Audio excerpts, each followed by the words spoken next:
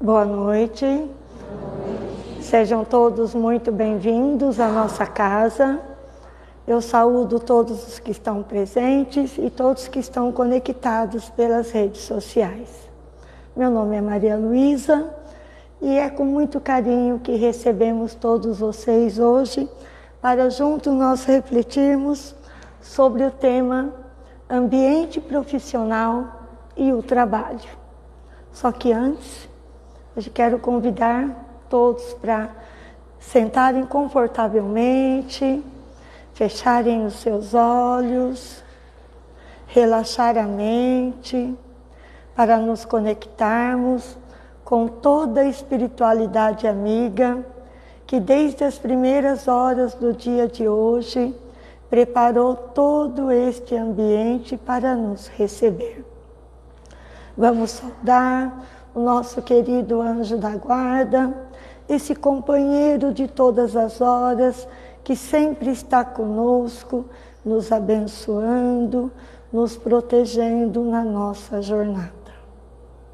E nas asas desse anjo, nós vamos cumprimentar a nossa querida mãe, Maria de Nazaré. Essa mãe que nos carrega em teu colo e nos cobre com o teu manto de amor, de paz, de luz, de serenidade. E envolvidos por este amor de mãe, nós vamos chegar até o seu Filho, o nosso Mestre Jesus.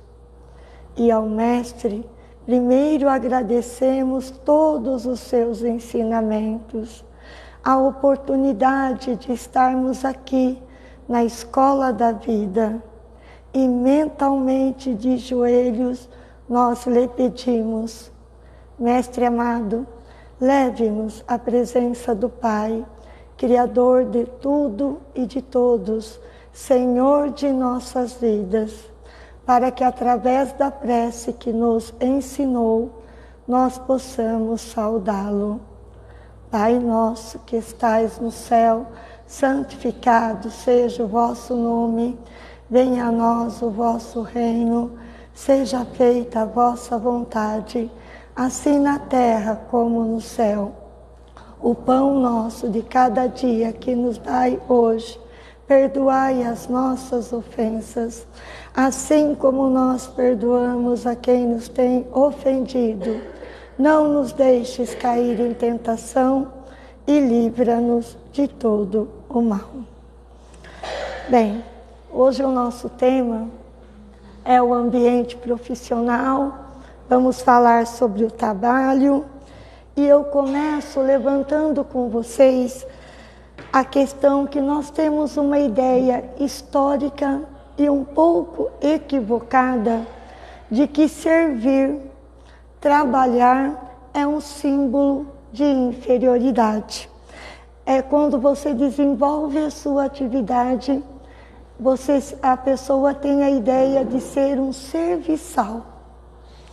Na natureza, no universo, tudo tem o seu valor.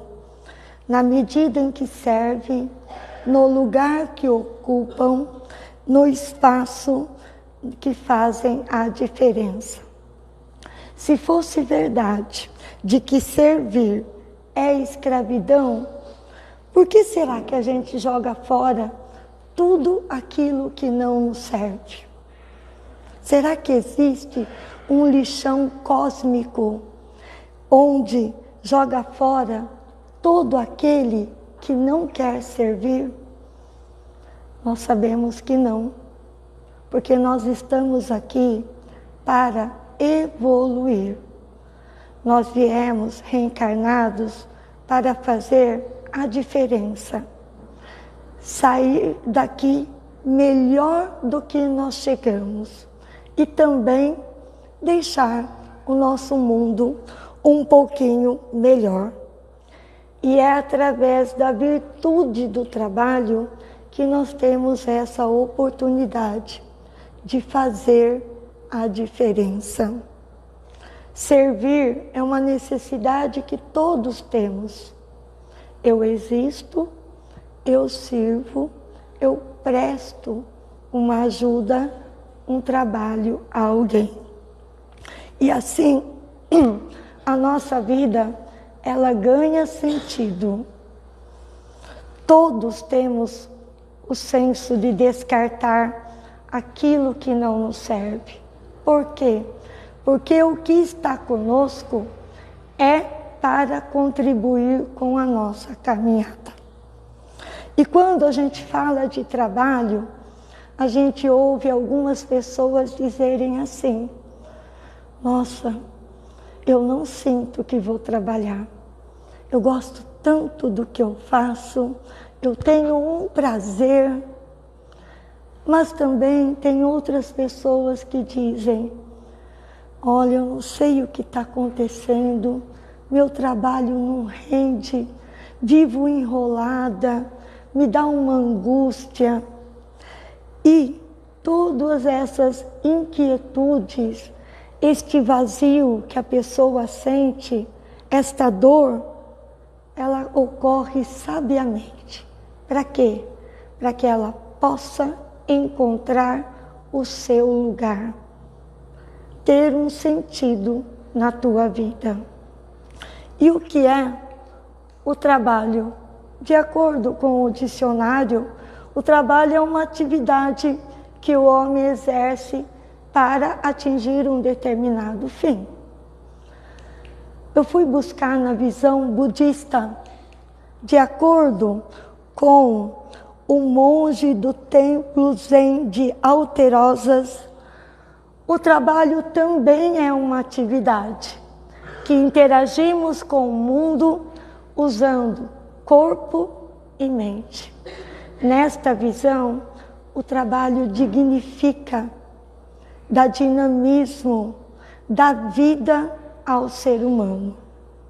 E na visão espírita, de acordo com o livro dos Espíritos, questões 674, 675 e 676, o trabalho é uma lei natural, é uma necessidade e também um meio de aperfeiçoar a nossa inteligência. É aonde nós temos a oportunidade de praticar todo o conhecimento que nós adquirimos no ambiente de trabalho. E qual é a importância do trabalho para nós? Dentro da doutrina espírita, a gente aprende que nós precisamos trabalhar por ser uma expiação. Então, na minha profissão, eu preciso viver aquilo que eu fiz para o meu próximo em outra vida. E também o trabalho tem uma dupla finalidade. Primeiro, a conservação do nosso corpo. A gente precisa comer, precisa beber, precisa se vestir. Então a gente precisa, através do trabalho, atender todas as nossas necessidades. E também é o desenvolvimento da inteligência, mas não só a cognitiva, mas a emocional e a moral. Porque essas inteligências, elas só se desenvolvem no convívio com o outro. E é no trabalho que eu tenho essa oportunidade diária. Por quê? Porque eu vou ter que tomar muito cuidado com o que eu falo. Mesmo quando eu sou contrariado enquanto chefe ou enquanto patrão, eu não posso falar o que eu penso. Eu tenho que ser uma pessoa educada. E o trabalho, ele exige isso da pessoa. Eu tenho que pensar antes de falar, porque também eu tenho a necessidade financeira.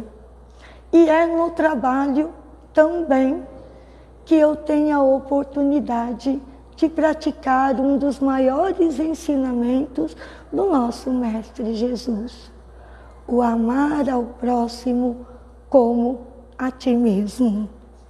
E Deus, nosso Pai, Ele é tão sábio que Ele coloca para a gente, que para eu poder comer, me divertir, para comprar uma roupa, eu preciso do trabalho. E aí eu vou percebendo que o ambiente de trabalho me faz me tornar uma pessoa melhor. Ele sempre faz com que eu policie os meus comportamentos.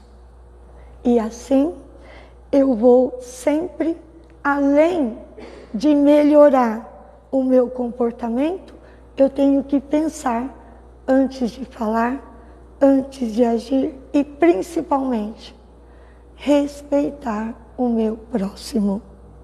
E quando a gente fala de trabalho, automaticamente a gente lembra dos direitos e dos deveres. Tenho certeza que se eu perguntar aqui, todo mundo sabe na ponta da língua todos os seus direitos. E os seus deveres? Será que eu também sei na ponta da língua todas as minhas obrigações? Essa palavra dever a gente não gosta muito, principalmente quando é algo imposto. Então, como eu vou precisar o dever? Onde o dever começa, onde o dever termina? No Evangelho, ele nos diz que o dever começa no momento em que eu ameaço a felicidade ou a tranquilidade do meu próximo. E ele termina no limite que nós não gostaríamos de ver ultrapassado com relação a nós mesmos. No capítulo 17, ele também mostra que o dever é uma obrigação moral. Por quê? Porque eu tenho que ter respeito. Sem o respeito, sem tolerância, eu não consigo conviver com o meu próximo. Ele também nos mostra a bravura da pessoa, do ser, da alma, que enfrenta todas as dificuldades. Ela é austera, ela é flexível diante das situações que lhe ocorrem, mas ela é inflexível diante das tentações que nos surgem no caminho do trabalho.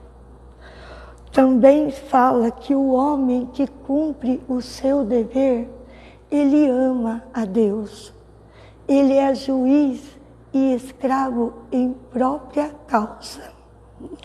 Porque o dever dá a ele o vigor para o seu desenvolvimento. E o seu desenvolvimento está atrelado à evolução e pautado na razão de que eu devo fazer a minha atividade, o meu serviço, da melhor forma possível. E é no ambiente de trabalho que a gente tem a tendência de ver como o outro tem que agir comigo. Só que quando é o contrário, a gente dá uma relaxadinha. O outro não pode falar daquele jeito comigo, mas eu posso. E então a gente lembra mais uma orientação do nosso mestre, que ele fala que além de amar o nosso próximo, nós devemos fazer a ele todo o bem possível, se colocar no seu lugar. E aí a gente começa a pensar em tolerância. Só que no trabalho, muitas vezes acontecem as coisas e eu não consigo resolver no diálogo. Aí eu finjo, é a tolerância de fachada. Eu falo que está tudo bem, eu até sorrio, mas aqui dentro de mim, no meu coração, na minha mente, eu estou remoendo o que o fulano me disse há um mês atrás. Ou eu estou remoendo uma atitude de um colega que eu não entendi. E aí, ao ficar emitindo esses pensamentos ruins, eu entro na lei de ação e reação, ou seja, a lei de causa e efeito. E esta lei, ela nos ensina que tudo o que eu penso, tudo o que eu falo, tudo o que eu faço de positivo ou de negativo para o meu próximo, ele vai voltar para mim. Então é por isso que a gente precisa observar como eu estou tolerando o meu próximo. E aí vocês podem estar se perguntando, Maria Luísa, como que a gente desenvolve então a tolerância real?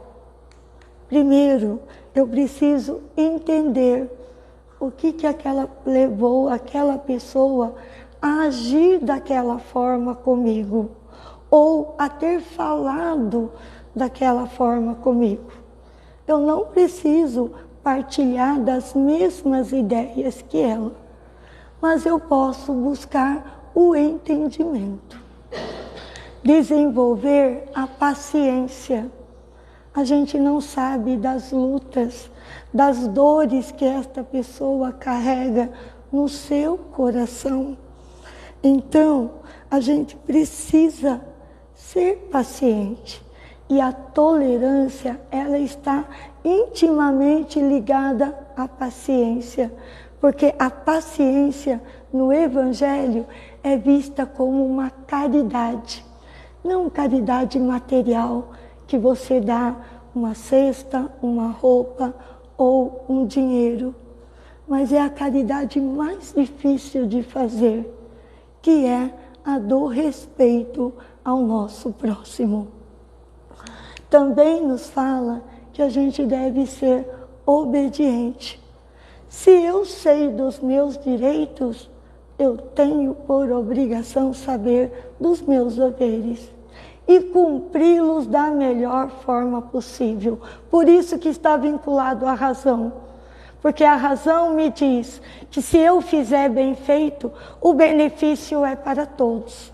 Agora, se eu não fizer a minha atividade bem feita, o meu serviço, eu posso prejudicar a mim mesmo, posso prejudicar os meus companheiros de trabalho e, pior ainda, posso prejudicar o patrão que me deu a oportunidade. E a resignação. A resignação é um sentimento que atua tanto na razão quanto no coração. E ela também busca entender o motivo que leva a pessoa a ser assim ou assado. E quando eu começo a ser resignado, obediente, desenvolvendo a paciência, tentando entender, eu estou começando a desenvolver a tolerância real. Mas e aí? E aqueles que não aceitam essa situação? Vive estressado, vive irritado, qualquer coisa o copo transborda. E aí desenvolve a cólera. E a cólera, ela nos alerta que ela é o Evangelho, nos alerta que ela é uma consequência do nosso orgulho. E ao refletirmos por que aquela situação me deixou tão irritado, tão irado, eu vou perceber que é o orgulho ferido. E o orgulho ferido, ele tocou a minha vaidade. E aí eu vou entender que a dificuldade que eu estou tendo de lidar com aquela situação é porque está afetando o meu brilho. Então, como mudar? O que fazer? No Evangelho diz que nós devemos corrigir o nosso comportamento. A qualquer momento da nossa vida, nós podemos mudar o nosso comportamento. Porque senão a lei do progresso e da evolução não existiria para nós. Não teria sentido a gente nascer, crescer, aprender, viver, morrer, senão para melhorar. Deus Pai, Ele é tão misericordioso com a gente que Ele nos dá as inúmeras oportunidades de nascermos para nos tornarmos melhores. E aí, como tornar uma pessoa melhor? Através de uma palavrinha que a gente usa muito, que é a reforma íntima. Eu preciso ter conhecimento sobre todas as minhas qualidades e sobre todos os meus defeitos. Sabendo os meus defeitos, então eu vou traçar um plano. Por exemplo, eu preciso ser mais paciente no meu ambiente de trabalho. Antes de sair de casa, vou fazer a minha oração, vou me conectar com o meu anjo da guarda, com Deus Pai Criador, pedindo para que Ele me sustente no meu propósito de hoje eu ser uma pessoa mais paciente. Quando eu chegar no ambiente de trabalho, vou cumprimentar, vou ser a pessoa polida. Quando alguém vier falar comigo, vou ouvir com serenidade e assim eu vou praticar a minha paciência. Estou vendo alguma coisa que não está de acordo com o combinado, vou chamar a pessoa em particular, vamos conversar no privado, orientar, procurar saber por que está fazendo assim, sempre no diálogo. É fácil? Não é fácil. Mas se eu tenho o propósito de querer ser uma pessoa melhor, eu vou dia a dia batalhar, orando e vigiando. E é assim que nós vamos fazendo a nossa reforma íntima. É também no trabalho que a gente tem a tendência de falar: nossa, hoje meu serviço não rendeu, mas estava um ambiente ruim, não sei o que aconteceu. Se eu pudesse, eu trocava de serviço.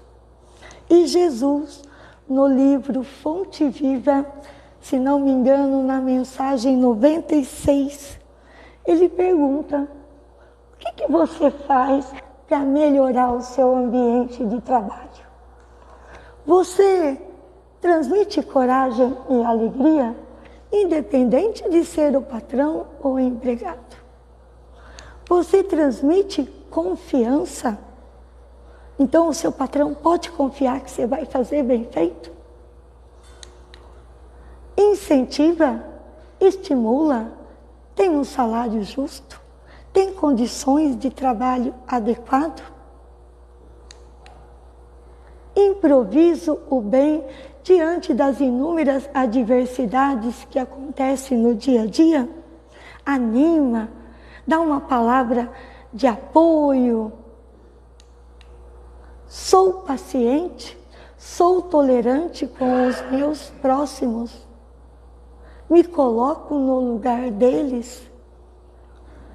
No Evangelho nos fala que todo aquele que tem um pouquinho a mais de conhecimento tem por obrigação tentar harmonizar o seu ambiente de trabalho. Seja com um sorriso, uma palavra de incentivo. Porque se eu assim procedo, além de eu mesma ser beneficiário, todos que estão à minha volta. E aqui, planeta Terra, que nós estamos encarnados, cada um de nós carrega o céu e o inferno que produz. Nós somos responsáveis pelo nosso sofrimento ou pela nossa felicidade. Depende das escolhas que nós fazemos.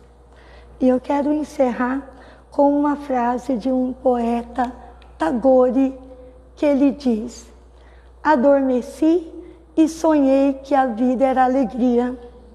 Despertei e vi que a vida era serviço.